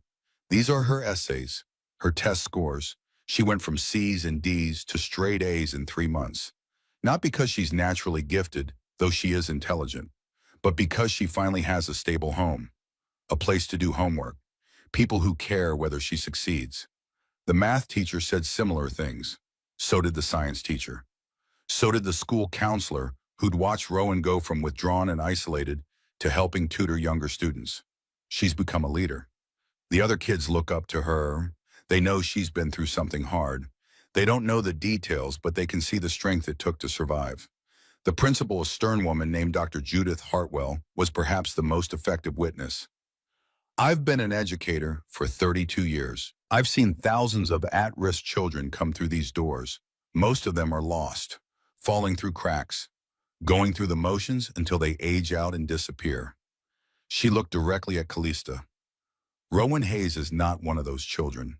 She's thriving, imbued, connected. She has a future now. And if you take her away from the Brennans, you'll destroy that future. It's that simple. But the most important witness was someone Callista almost didn't call. Quinn wants to testify. Iris said it at dinner 2 nights before the hearing. Rowan looked up from her plate. No, she's 8. She shouldn't have to do that. She wants to. She's been asking me every day. Says she has things to say and grown-ups need to listen. Cole reached across the table, took Rowan's hand. It's her choice, kid, but she's pretty determined. Rowan looked at Quinn. The little girl was staring at her with those huge blue eyes, serious, determined. I'm not scared. I want to help.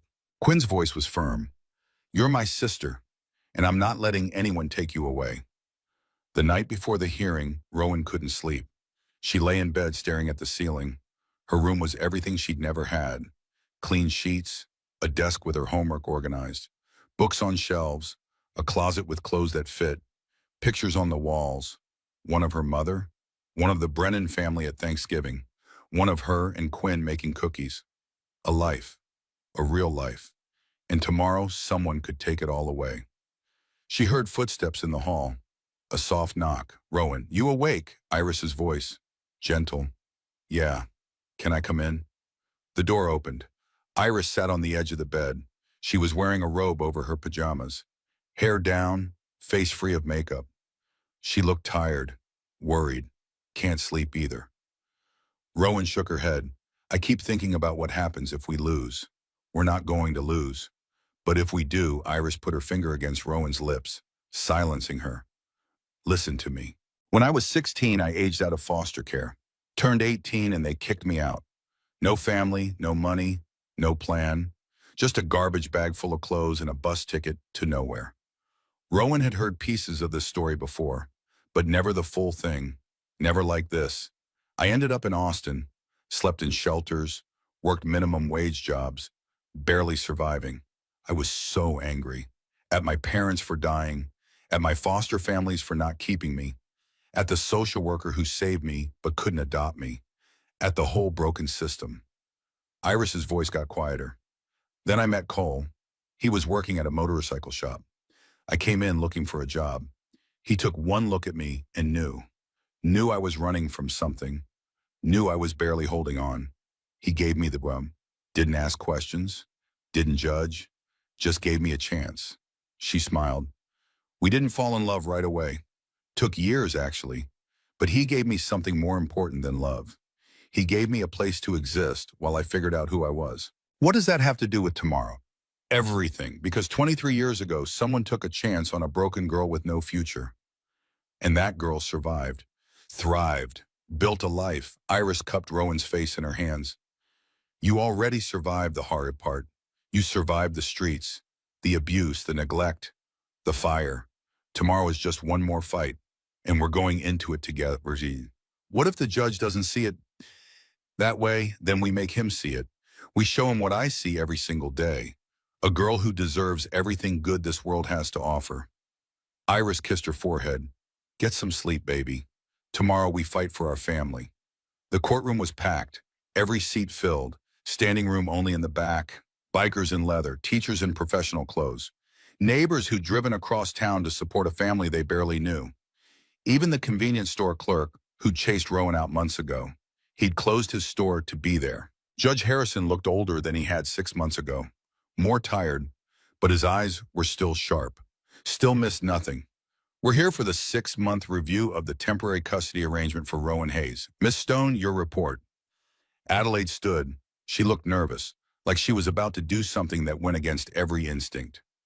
"Your Honor, I've conducted regular check-ins with the Brennan household over the past 6 months.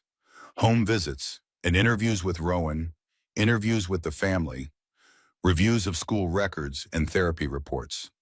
She paused. "It is my professional opinion that this placement has exceeded all expectations. Rowan is thriving academically, emotionally, and socially. The Brennan household has provided stability, support, and genuine love." Adelaide's voice got stronger. "I recommend permanent placement without reservation." The courtroom stirred.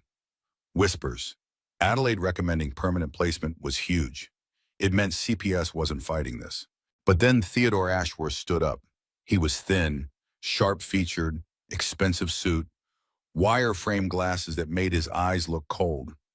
Everything about him screamed bureaucrat who'd forgotten why he got into this work in the first place. "Your Honor, with all due respect to Miss Stone, I must object. This review has overlooked significant ongoing concerns, such as Cole Brennan remains president of the Hellsangels Motorcycle Club, an organization with documented criminal activity across multiple states.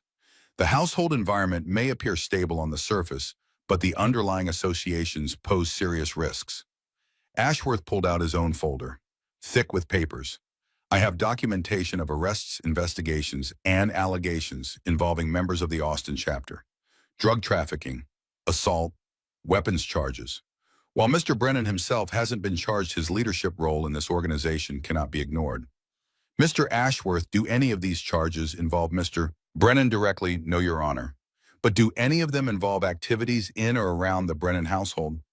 "No, but the risk is not evidence. Do you have any evidence that Rowan has been harmed, neglected, or endangered in the past 6 months?" Ashworth's jaw tightened. Not directly, but the potential doesn't concern me. Evidence does. Miss Thorne, your witnesses. Callista stood, calm, ready. I'd like to call Dr. Evelyn Merrick. Dr. Merrick took the stand, professional, composed. She explained Rowan's initial diagnosis, the severity of her trauma, the depth of her trust issues. When I first evaluated Rowan, I gave her a PTSD assessment. She scored in the severe range. She had nightmares every night. Flashbacks triggered by loud noises, sudden movements, raised voices. She couldn't maintain eye contact, couldn't accept physical affection without flinching. And now her PTSD symptoms have decreased by approximately 70%. She sleeps through most nights. Flashbacks are rare. She initiates hugs with Iris and Cole, makes eye contact naturally, laughs, smiles, exhibits trust.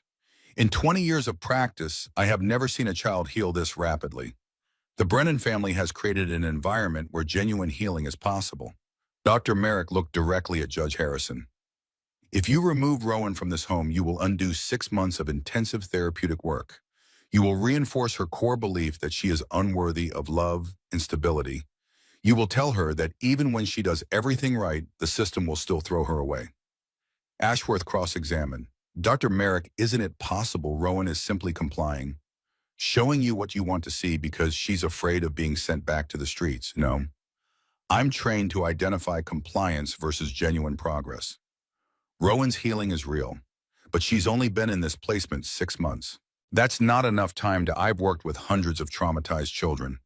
6 months of healthy attachment can accomplish more than years of unstable placements. Ashworth sat down, looking frustrated. Callista called Mrs. Greenwood next, then the math teacher, then the school counselor, then the principal. One by one, they painted a picture of a girl transformed, a student engaged, a child thriving. Then Callista called her final witness. Your Honor, I'd like to call Quinn Brennan. Ashworth objected immediately. Your Honor, she's 8 years old. Her testimony is irrelevant. She's the reason Rowan is here at all. Her perspective is essential. Judge Harrison considered. I'll allow it. But keep it brief, Miss Thorne. Quinn walked to the witness stand, tiny, blonde, no more walking cast, but she still walked with a slight limp. She climbed into the chair. Feet dangling, looked at the judge with zero fear. Hi, Judge Harrison's lips twitched. Hello, Quinn. Do you understand why you're here today? Yes, sir, you're deciding if Rowan gets to stay with us forever. That's right, and I wanted to ask you a few questions. Is that okay? Yes, sir, Callista approached gently. Quinn, can you tell the judge about Rowan? Quinn's face lit up. Rowan is my sister, my real sister. She saved my life when our car was on fire. She's really brave and really nice. What kinds of things do you do together? Everything. She helps me with my homework, even though math is boring. She braids my hair before school. She reads to me at night when I have bad dreams about the accident. Quinn's voice got smaller. She makes me feel safe because I know she'd never let anything bad happen to me. She already didn't let something bad happen. Do you feel safe with Rowan in your house? Super safe. Rowan would protect anyone. That's what she does. How does Rowan seem to you? Happy or sad? Quinn thought hard. She was sad at first, like really sad. She cried sometimes and she had bad dreams. But now she's happier. What makes you think that? She laughs at Daddy's jokes even though they're not that funny.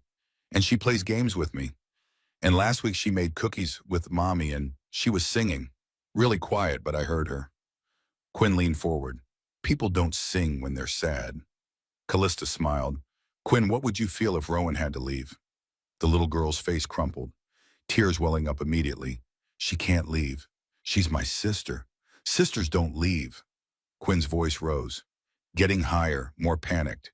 You can't take her away. She's supposed to stay with us forever. She's supposed to be here for my birthdays and Christmas and when I start high school and everything. The tears spilled over. Please don't take my sister. Please, I need her. She needs us. We're a family. Quinn was sobbing now, full body sobs, the kind that 8-year-olds do when their world is breaking. She's supposed to stay, please. You have to let her stay. Okay, sweetheart, that's enough. Judge Harrison's voice was gentle. You did great. Very brave. Iris rushed forward, scooped up Quinn, held her while she cried. Cole stood up too, put his hand on Quinn's back, the three of them standing there. A family, incomplete without the fourth member sitting at the defendant's table with tears streaming down her face. Ashworth didn't cross-examine, even he wasn't that heartless. Judge Harrison called a 15-minute recess. The courtroom emptied into the hallway. Rowan stood by the water fountain. Couldn't drink, couldn't breathe, couldn't do anything but wait. Flint found her there. How you holding up? I don't know. Quinn shouldn't have had to do that. Cry in front of everyone because of me. She wanted to. Kid's tougher than she looks. Flint put his weathered hand on her shoulder. My granddaughter would be about your age now, if she'd lived. Car accident when she was 3, drunk driver. Just like what almost happened to Quinn. Rowan looked up at him, saw the pain in his eyes, the loss that never really healed. When I found you in that church dying, talking to your mama's picture, something in me broke. Because I couldn't save my granddaughter. But maybe I could help save you. You did save me. No kid. You saved yourself. You survived when you should have died. You kept going when you had every reason to give up. All we did was give you a place to land. What if the judge doesn't see it that way? Then he's blind, and we'll make him see. They went back inside. Judge Harrison returned. The courtroom settled. Everyone waiting. Adelaide stood. Your Honor, may I speak? This is highly irregular, Miss Stone. I know, but I've been a caseworker for 22 years. I've handled over 800 cases. And I need to say this. Judge Harrison nodded. Proceed. Most girls like Rowan don't get endings like this. They age out at 18, disappear into homelessness, addiction. Worse, they become statistics in reports nobody reads. Adelaide's voice was shaking. This system is broken. I see it every day. We have too many kids and not enough good homes. We have bureaucrats more worried about liability than what's actually best for children. She looked at Ashworth. We have people who think perfect paperwork is more important than real human connection. Adelaide turned back to Judge Harrison.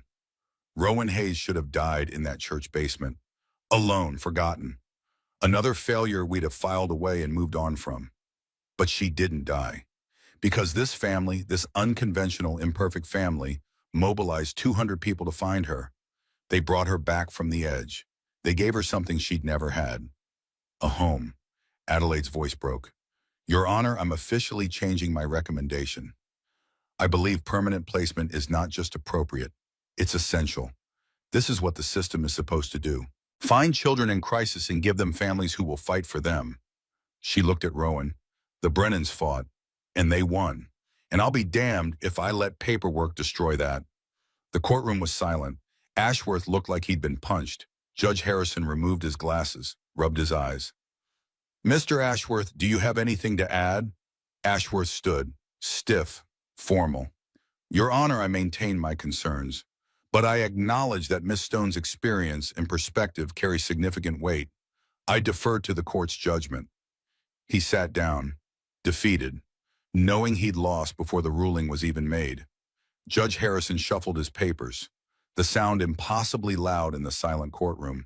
He looked at Rowan for a long time, then at Cole and Iris, then at the bikers filling the back rows, then at the teachers and counselors and neighbors who'd come to support a girl they barely knew. I've been doing this job for 31 years. I've presided over thousands of custody cases.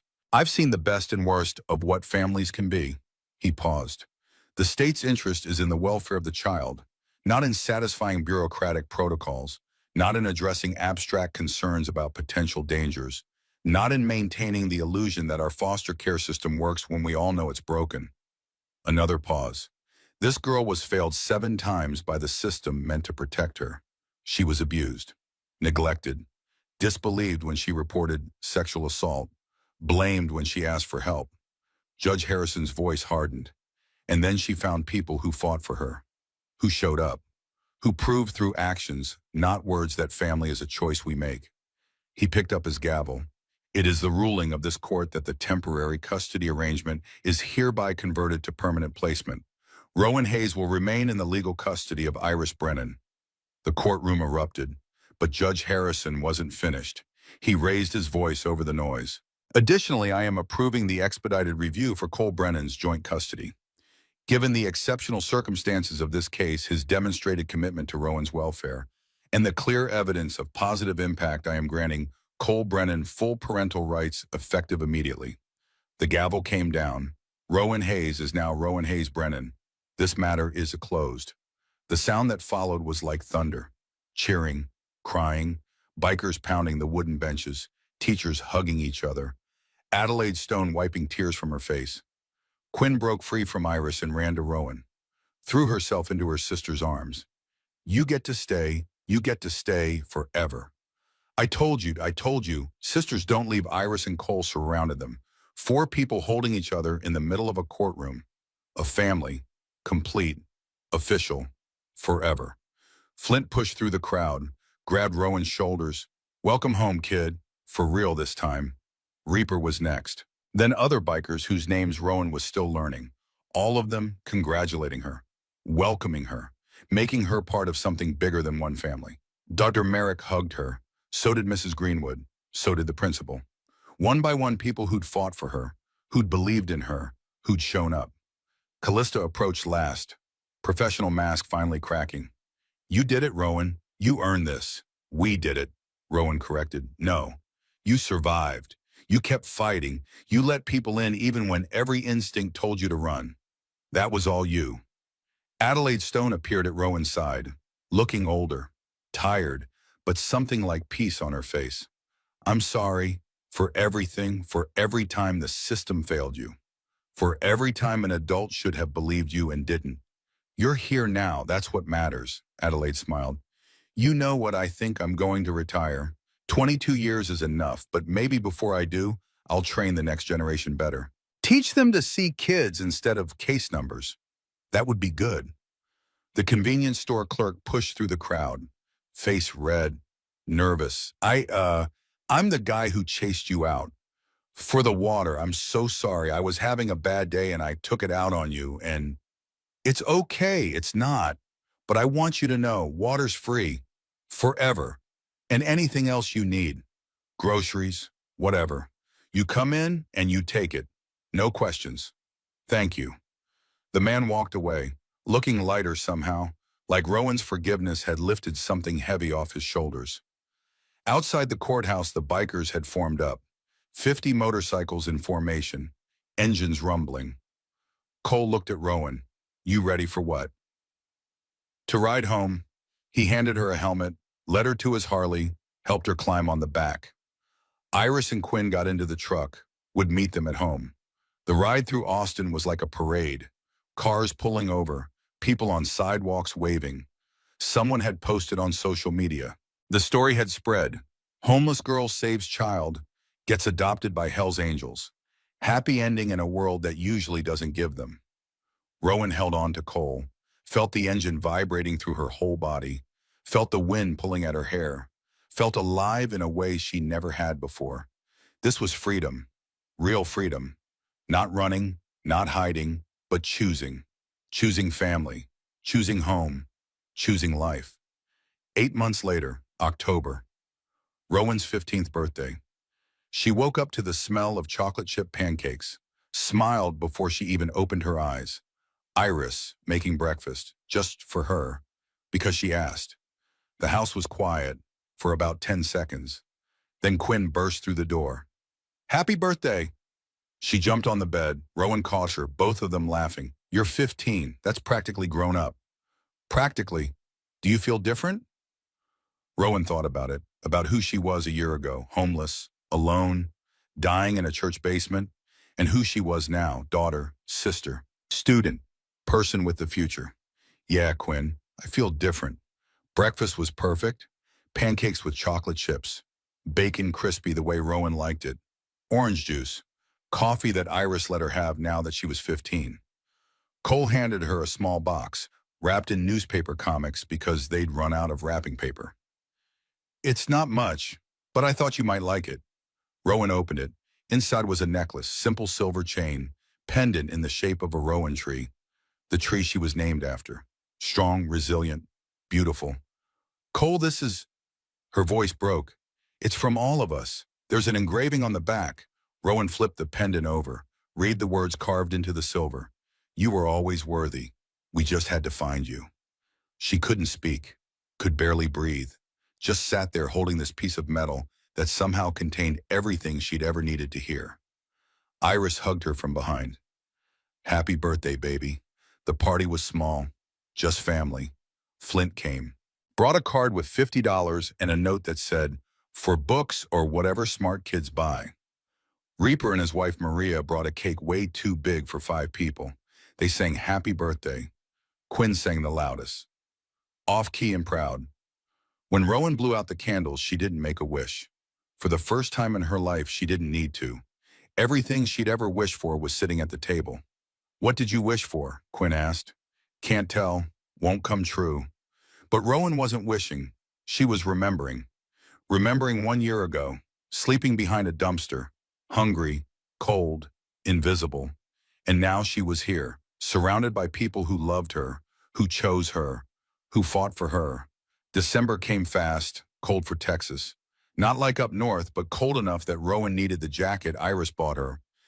Real winter coat, not the torn hoodie she'd worn on the streets. The Hells Angels annual toy run was scheduled for December 20th. Rowan had heard about it all year. The club's biggest charity event. They spent months collecting toys, then rode through Austin delivering them to children's hospitals, homeless shelters, anywhere kids might need something to smile about. You coming with us? Cole asked at breakfast.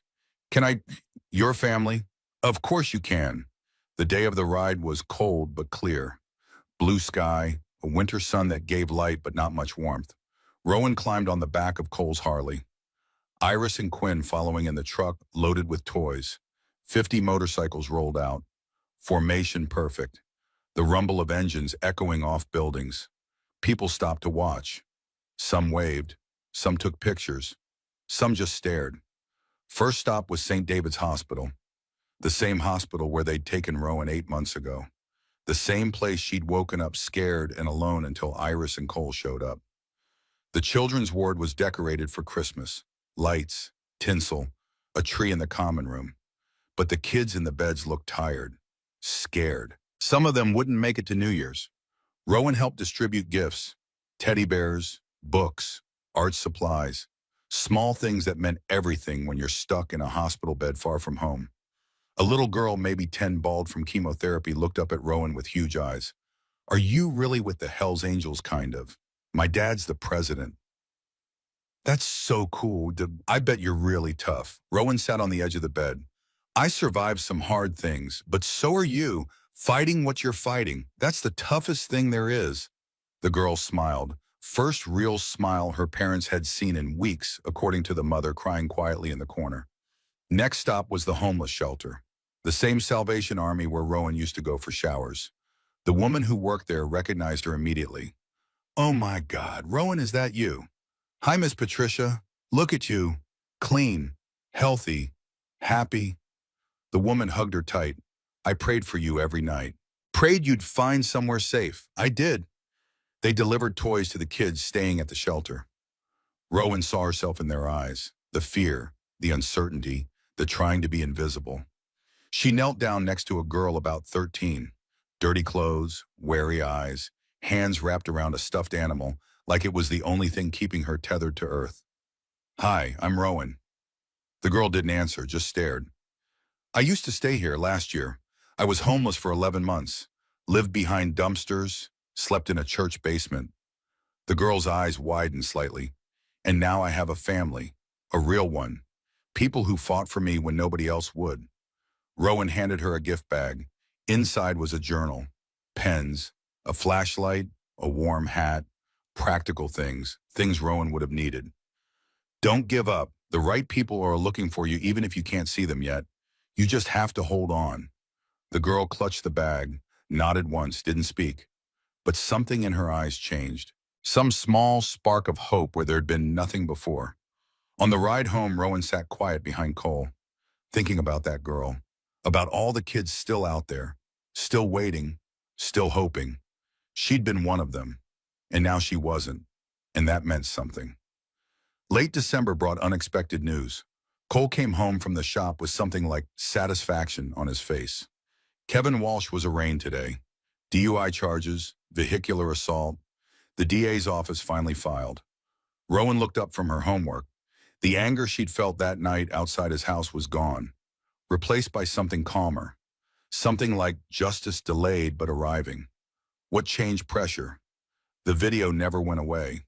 People kept sharing it, kept asking why a homeless girl faced consequences for stealing bread while a rich kid who almost killed an 8-year-old walked free. Cole sat down across from her.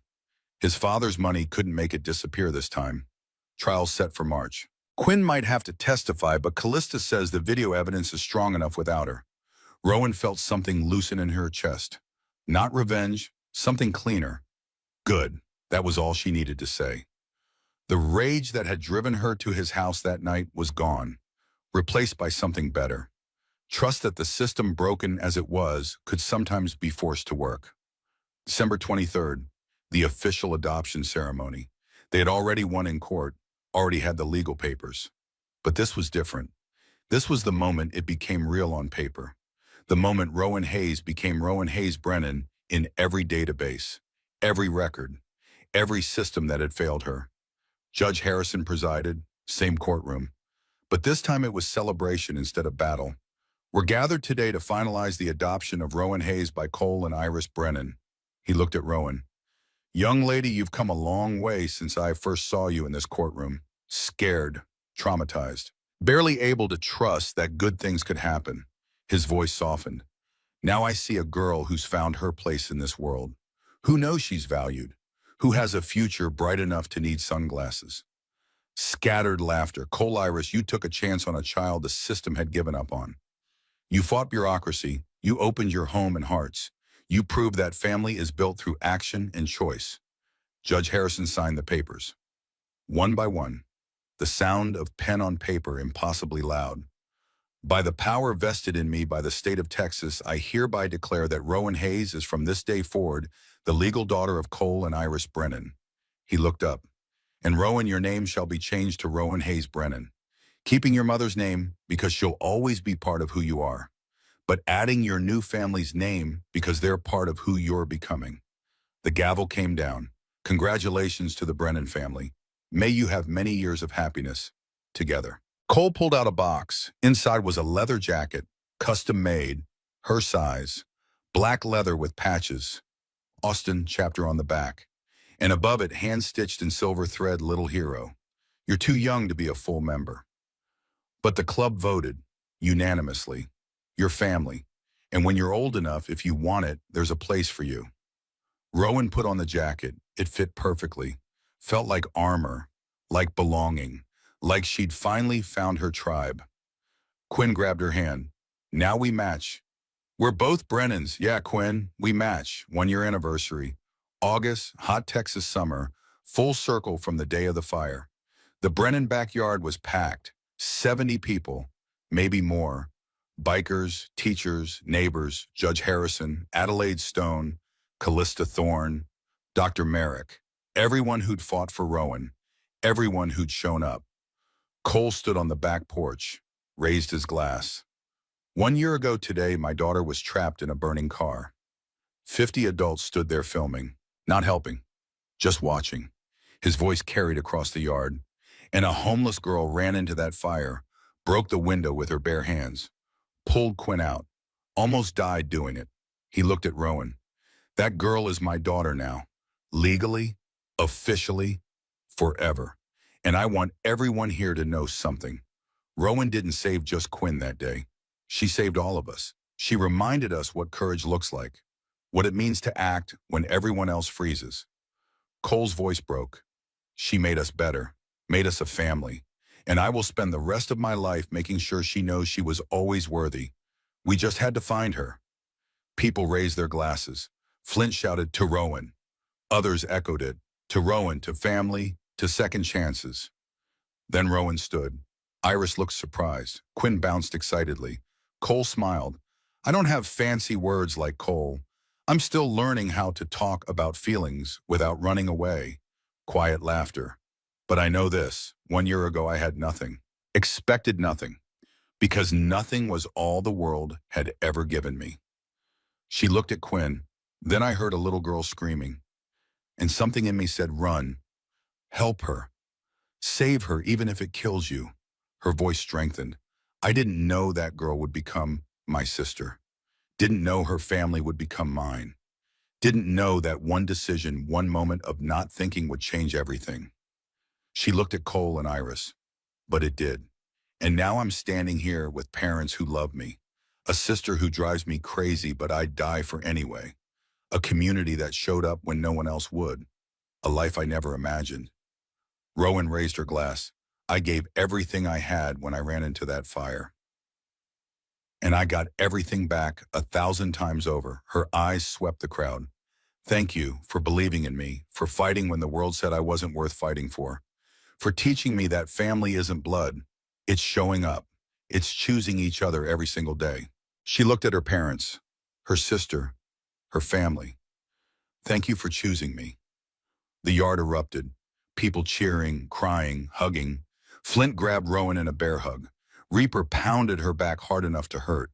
Dr. Merrick wiped tears from her eyes. Adelaide Stone pushed through the crowd. I retired last month. 22 years was enough, but I'm starting something new. A training program for social workers, teaching them to see children instead of case numbers, to fight for kids instead of filing paperwork. That's amazing. It's because of you.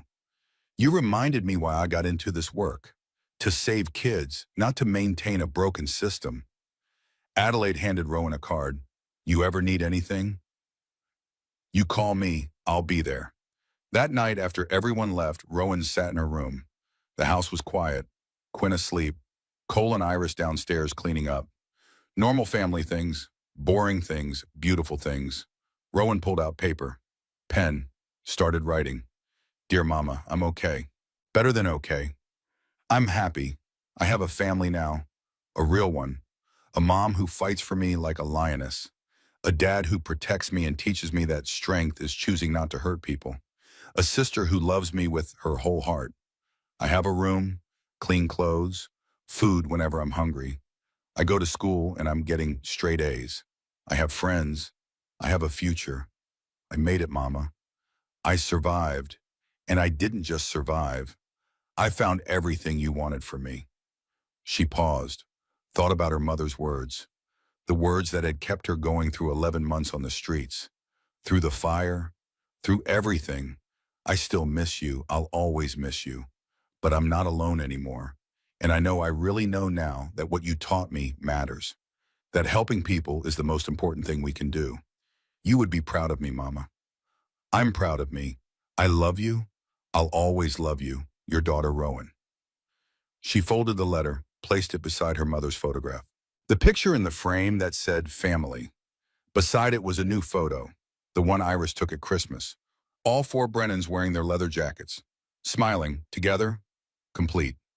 Rowan turned off the light, looked at both photos in the moonlight coming through her window. Good night, Mama. Good night, family. She climbed into bed. Clean sheets, soft pillow, safe room in a safe house with people who loved her. And Rowan Hayes Brennan slept peacefully. No nightmares, no fear, no waking up wondering if this was the day everything fell apart. She slept knowing one truth that would carry her through every challenge ahead. One truth that had been proven over and over in the past year. Love, when given freely, could save anyone, especially a girl who once thought she was nobody, who ran into fire to save a stranger, who survived when she should have died, who found family in the most unlikely place, who learned that worthy wasn't something you earned. It was something you always were. You just needed the right people to see it, and the Brennans saw it, fought for it, claimed her as their own. Rowan was home, finally, completely, forever. And that was everything.